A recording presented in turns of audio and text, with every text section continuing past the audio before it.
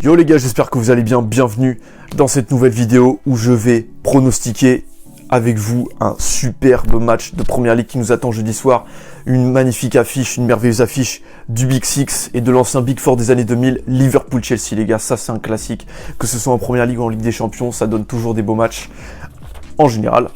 Donc aujourd'hui, je vais pronostiquer, on va d'abord passer à Liverpool. Il faut savoir que Liverpool n'a pas gagné un match à Anfield depuis le 16 décembre, c'était contre Tottenham, ils avaient gagné 2-1. Et ils restent sur 4 défaites consécutives à domicile, donc respectivement contre Burnley, Brighton, City et Everton. Donc ils sont vraiment pas en forme. Alors à l'heure des charges, ils ont quand même un effectif très, je vais pas dire très limité, mais un effectif assez clairsemé avec beaucoup de blessés. Donc les Van Dijk, Matip, surtout en défense centrale, Van Dijk, Matip, Gomez, Fabinho même qui dépannait en défense centrale, Henderson, Keita qui sont blessés au milieu de terrain, et Diogo Jota qui est toujours blessé en attaque. Donc ils ont vraiment une hécatombe de blessés, et c'est très chaud pour eux, c'est très chaud pour eux en ce moment, même si bon voilà, ils ont prouvé qu'ils pouvaient assurer, comme en Ligue des Champions où ils ont battu Leipzig 2-0 il me semble. Et même le dernier match où ils ont gagné contre Sheffield United, mais bon, bref, ils sont... Comment dire, ils n'ont pas un effectif à leur avantage, on va dire, parce que voilà, encore une fois, je viens de citer pas mal de blessés, des blessés importants, surtout dans la défense centrale où c'est terrible.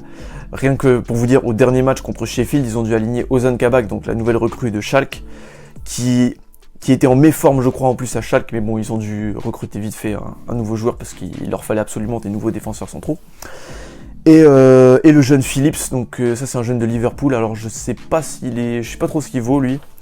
Mais bon voilà, c'est très léger pour un champion en titre de jouer la saison avec cette charnière centrale là. Alors je crois que par contre que Virgil van Dijk sera bientôt de retour, il me semble. Alors après, est-ce que son retour va changer la donne au niveau de la forme? Est-ce que son retour va suffire à amorcer une nouvelle dynamique pour Liverpool?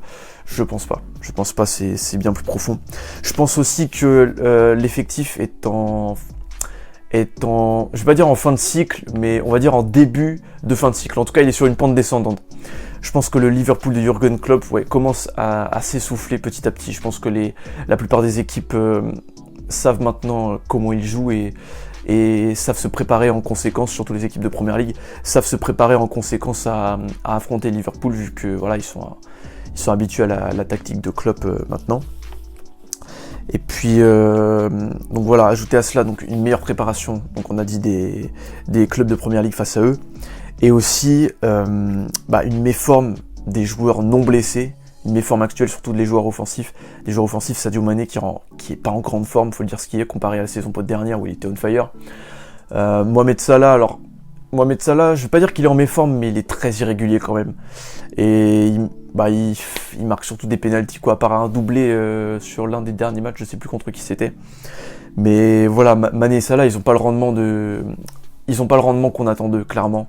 Et Liverpool en pâtit. Tout le collectif de Liverpool en pâtit.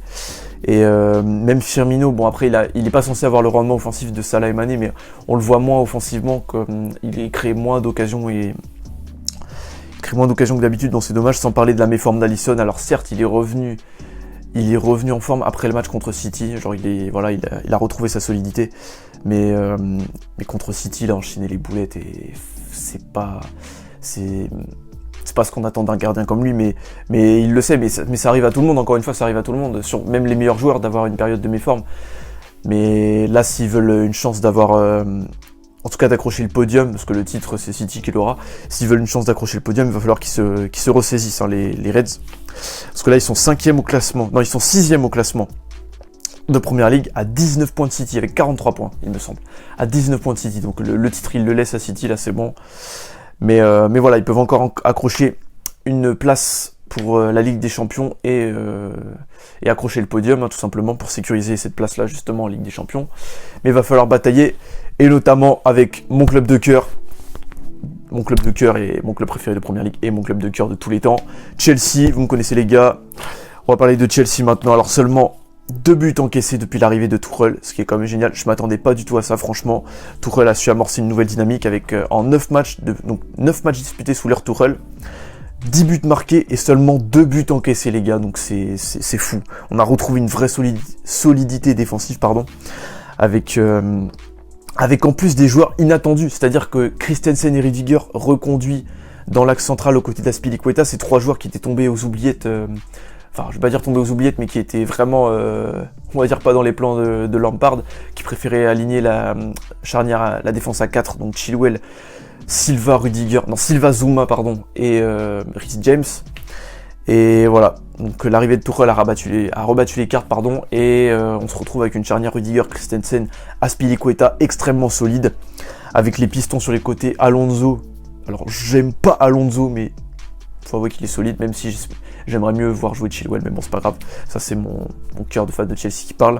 Hudson-Odoi qui est génial sur son côté droit, enfin moi je trouve, avec la doublette Kanté-Kovacic au milieu, ou Kovacic-Jorginho, mais pour moi le meilleur milieu possible c'est Kovacic-Kanté. Avec voilà, Kovacic, il a un talent pour conserver la balle, c'est impressionnant, et puis il peut facilement casser les lignes, un talent que n'a pas Jorginho, et pour moi Kovacic, voilà, c'est... Enfin bref, je suis pas là pour parler de l'effectif de Chelsea, je suis là pour parler, voilà, de la forme actuelle de Chelsea. Je parlerai de ça dans une autre vidéo encore, parce que voilà, Chelsea c'est le cœur, les gars, vous connaissez. Voilà, solidité défensive retrouvée, meilleure efficacité, alors sans être flamboyant devant le but, parce que voilà, il faut savoir que depuis que Tuchel est arrivé, donc en 9 matchs, donc ils ont mis 10 buts, mais ils n'ont jamais mis plus de 2 buts par match, alors que sous Lampard, c'est vrai que c'est arrivé plusieurs fois qu'ils mettent voilà, 3-4 buts. Et mais bon, c'est pas le problème, vu que, étant donné que Tuchel conserve une rigidité défensive derrière, ça veut dire que voilà, il a pas autant besoin de marquer de buts que sous Lampard, étant donné que Lampard, alors sauf la période d'octobre-novembre où ils étaient très efficaces la défense, Lampard avait besoin que ses joueurs marquent plus de buts, étant donné qu'ils en encaissaient plus. Mais voilà, je pense que Tuchel il recherche encore la bonne formule devant, les 3 à utiliser. Donc qui est aligné aux côtés de Mason Mount, parce que Mason Mount pour moi c'est un titulaire indiscutable, il est on fire, aussi bien sous Lampard que sous Tuchel, il est indiscutable, le mec il est trop chaud, j'adore ce joueur. Et voilà, c'est qui est aligné aux côtés de Mount, sachant qu'on a Ziyech, Havertz, Pulisic, Werner, et en pointe Giroud, Abraham. Donc enfin voilà, il y a un vrai casse-tête au niveau offensif, et ça je pense qu'il lui faudra encore quelques matchs avant de trouver la bonne formule, mais c'est en bonne voie, j'ai confiance en mon club de cœur, on est en train de retrouver l'ascendant, comme en témoigne cette place au classement, 5e au classement avec 44 points, donc seulement 1 point devant Liverpool et à 18 points de City. Bon, de toute façon, nous on visait pas le titre cette saison, hein. Fallait que l'effectif se mette en place. Par contre, l'année prochaine, il va falloir qu'on vise le titre, hein, les gars, dès la première journée, on vise le titre, on met les bouchées doubles. Bref. Donc pour moi les 2 équipes, évidemment, mais ça c'est logique, vont chercher à l'emporter, donc pour rester dans la course aux places qualificatives de la Ligue des Champions, et repasser devant West Ham au classement pour progressivement rattraper les 2e et 3e, Manchester United qui est 2e, et Leicester qui est 3e. Donc pour moi, je vais dire les gars, vous me dites si c'est objectif ou pas, je pense que c'est objectif, mais bon, vous êtes en droit de dire le contraire, hein.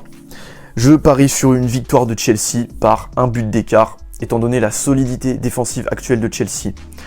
J'arrive pas à parler. L'inefficacité de Liverpool à domicile, sachant qu'il reste sur 4 défaites consécutives à domicile sur les 4 derniers matchs.